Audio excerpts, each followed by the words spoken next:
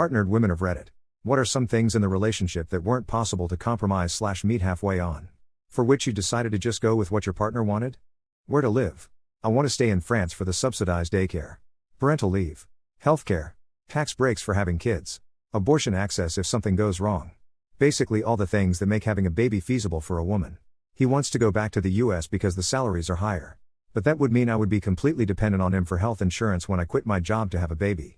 Unpaid maternity leave would not be long enough for me. And healthcare is tied to employment. So I would be totally dependent on his job. In the end, I agreed to go back on the condition that we go to a state where abortion is legal so my healthcare during pregnancy is reliable. Sleeping schedules. I'm forever trying to wake up earlier so we can spend more time together. Health issues. But we haven't seen success yet this year. Vacation/day trips. He hates being around crowds and for some reason is frequently harassed in public, to a weird degree if I go out alone. Strangers come up to me to tell me that my grandma was their doctor and ask how she's doing. If we go out together, the weirdest stuff will happen. Like a blind man shouting at him for being racist. So we can't go to my favorite cities together. I just go with my dad or my friends. But I wish he could have a good time there with me. My fiancé doesn't want kids but I did. We had a few arguments about it and he gave me some very logical answers as to why he doesn't want M, so I couldn't argue further and just agreed with it.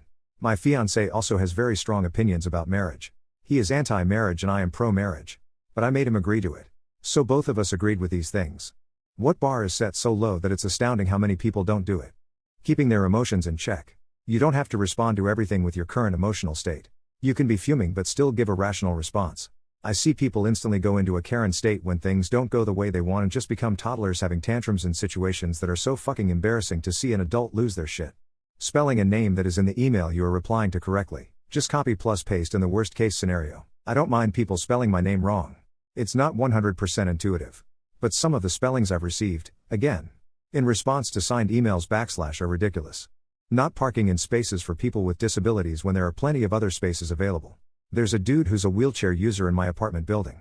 And people are constantly parking right up next to his car in the space with the lines on it that are meant for car wheelchair ramps. And it drives me fucking bananas. What's he supposed to do when he gets home? Fling himself onto the pavement? Assholes. Putting stuff back where you found it correctly when you're out shopping. It's wild, people will just throw clothes over displays or toss it on the floor when the hanger is right in front of them. That was the worst part of retail. We never had enough time or people to fix all the displays customers destroyed. Entitlement. Many forget that the world does not, in fact, revolve around them. It's okay to wait your turn. Stay in your lane. Pay your fair share, etc. We all are part of the same society. The rules apply to all of us. You are not special. Or at least any more special than anyone else. Nobody really cares about how many followers you have or who your father is. Is having memes as your alarm/ringtone cringe?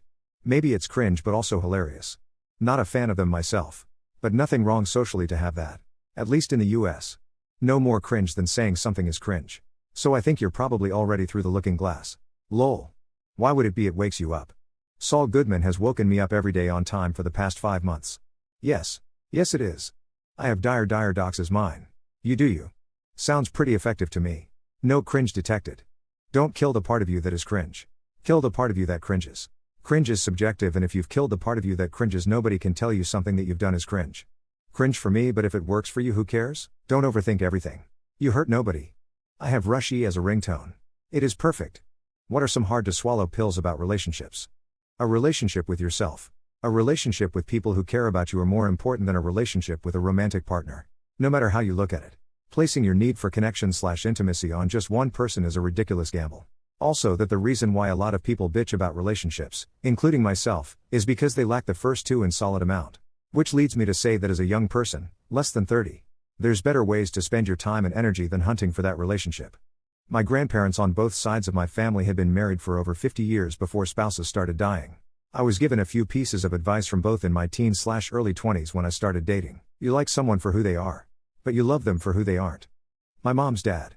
He told me that of course you are going to be physically attracted to someone or like that they are into the same hobbies as you. But eventually the similarities end. What will you do when you get to that point? I long suspected my parents' marriage/relationship fell apart because they didn't really love who the other wasn't. No relationship is perfect, and if you expect to find perfection you'll never be happy. You won't find out how committed they are to you and see their true colors until the shit hits the fan. Are they going to be there to wipe your ass if you can't? Be there for support when you need it. Pick up the slack financially if you are struggling. Or are they going to half-ass it and bolt as soon as they find a situation that is better for them? People can tell you all sorts of things. Make you feel secure, etc. But until you need help, you have no idea how it is going to play out.